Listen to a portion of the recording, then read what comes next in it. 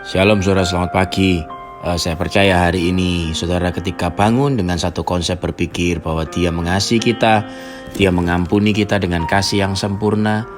Satu kali untuk selama-lamanya saudara sudah dibenarkan, akan membuat kita semangat dan menghadapi hari ini kita sedang menanti-nantikan. Wow, hari inilah hari yang luar biasa. Hari inilah hari yang penuh dengan berkat, penuh dengan mujizat. Amin. Sadari pada pagi hari ini bahwa ada kebaikan Tuhan, ada kasih Tuhan yang menanti untuk kita terima, menanti untuk saudara dan saya nikmati pada hari ini. Nah, saya percaya saudara, satu-satunya yang membuat kita, saudara dan saya, bisa mengalami berkat-berkat, menikmatinya adalah karena saudara mengerti akan kebenaran. Karena Alkitab berkata, kamu akan mengetahui kebenaran, dan kebenaran itu akan memerdekakan kamu. Pada saat saudara dan saya tahu akan kebenaran, kapan orang tahu? Apa yang menyebabkan orang itu disebut sebagai tahu? Kalau saudara melakukannya. Pada saat saudara dan saya tidak melakukannya, maka sebetulnya kita tidak benar-benar tahu. Dan pada saat saudara melakukannya, saudara benar-benar tahu. Saudara betul-betul mengerti. Karena saat saudara melakukannya, kebenaran itu akan betul-betul merdekakan setiap saudara dan saya. Amin. Nah saudara-saudara, hari ini kita belajar lagi firman Tuhan dari kitab Amsal pasal ke-24 ayat yang ke-30. Seorang Raja Salomo berjalan-jalan dan dia melewati sebuah kebun anggur dan dia menuliskan ini. Saudara. Dia berkata begini, aku melalui ladang seorang pemalas dan kebun anggur orang yang tidak berakal budi. Lihatlah, semuanya itu ditumbuhi onak. Tanahnya tertutup dengan jeruju dan temboknya sudah roboh. Kemudian dia berkata pada ayat yang ke-32, aku memandanginya, aku memperhatikannya, aku melihatnya dan menarik suatu pelajaran.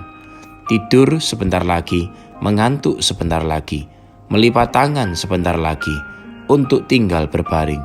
Maka datanglah kemiskinan seperti seorang penyerbu, dan kekurangan seperti orang yang bersenjata. Saudara-saudara, pahami kebenaran ini, bahwa manakala saudara dan saya memiliki kebiasaan, memiliki kesukaan, disebut sebagai seorang pemalas. Seorang pemalas sebetulnya bukan dia tidak memiliki potensi untuk bisa menghasilkan sesuatu. Dia memiliki kebun anggur, dia memiliki ladang, dia memiliki sesuatu yang dia bisa garap dalam hidupnya. Ada sesuatu yang dia miliki.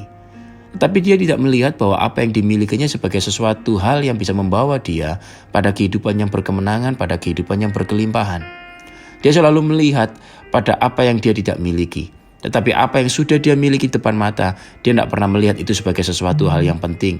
Dia tidak pernah melihat itu sebagai satu hal yang bisa membawa dia pada solusi, bisa membawa dia pada kemuliaan, bisa membawa dia pada kehidupan yang berkemenangan dan menjadi berkat bagi banyak orang.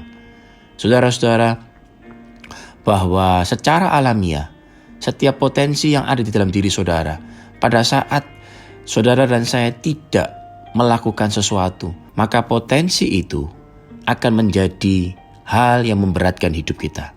Saya ulangi saudara, pada saat saudara dan saya yang dimana Tuhan sudah memberikan potensi di dalam diri kita. Saudara diberikan oleh Tuhan tubuh, saudara diberikan oleh Tuhan itu rumah, saudara diberikan oleh Tuhan itu ladang, saudara diberikan oleh Tuhan segala sesuatu yang Tuhan sudah berikan bagi kita. Tapi pada saat saudara dan saya tidak memanfaatkannya, maka potensi itu akan menjadi beban bagi hidup saudara dan saya. Sebagai contoh, pada saat saudara memiliki tanah dan saudara tidak menggarapnya, maka dengan mekanisme hukum yang ada di alam semesta ini, hukum yang ada di dalam dunia ini, maka tanah yang saudara dan saya tidak rawat itu, saudara tidak gunakan untuk menjadi hal yang produktif, maka saudara tanah itu akan menjadi beban bagi setiap kita. Akan ditumbuhi onak, akan ditumbuhi oleh semak liar, akan ditumbuhi rumput. Kebaikan dan kejahatan bukanlah lawan yang seimbang.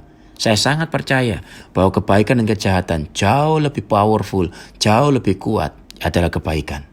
Tetapi saya mau katakan kepada saudara bahwa kebaikan itu haruslah dalam kondisi yang aktif. Manakala kebaikan tidak aktif, maka kejahatan akan mengambil alih. Pada saat kebaikan itu tidak aktif, maka default dari kejahatan itu akan terus memasuki kehidupan demi kehidupan setiap orang-orang percaya. Kekalahan demi kekalahan akan masuk dalam kehidupan setiap orang percaya. Kebaikan harus aktif. Keunggulan harus aktif. Karena secara alamiah, tanah itu pada saat saudara tidak merawatnya akan tumbuh hal-hal yang merugikan bagi setiap kita. merugikan bagi setiap kehidupan saudara dan saya. Ketika saudara diberikan oleh Tuhan sebuah rumah dan saudara tidak merawatnya, dengan defaultnya, dengan sendirinya, rumah itu akan mengalami kerusakan demi kerusakan.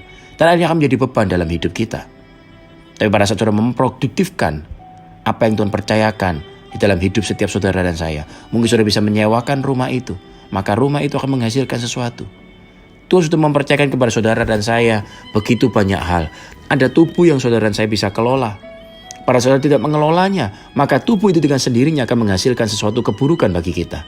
Muncul berbagai macam sakit penyakit.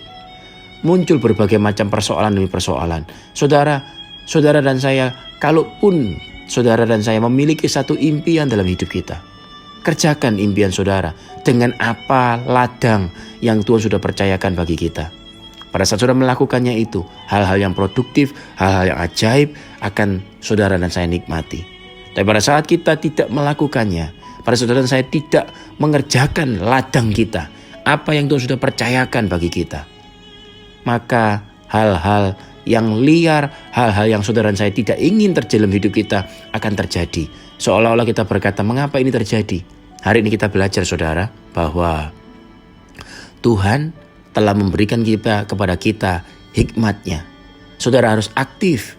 Saudara harus produktif, harus melakukan sesuatu terhadap apa yang Tuhan sudah percayakan bagi kita. Dan percayalah, kebun anggur itu akan menghasilkan buah anggur yang manis. Ladang itu akan menghasilkan buah-buahan bagi kehidupan kita dan kita bisa memberikannya bagi kehidupan banyak orang.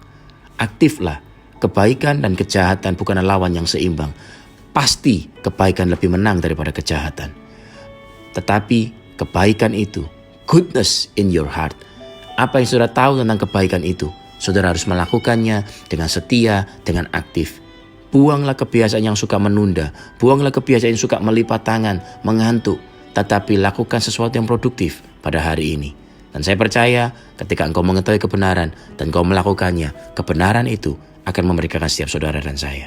Tuhan mengasihi setiap kita saudara, mari kita lakukan sesuatu, berusaha sesuatu untuk menghadirkan kerajaannya di bumi seperti di surga. Tuhan memberkati setiap kita. Amin, amin, amin.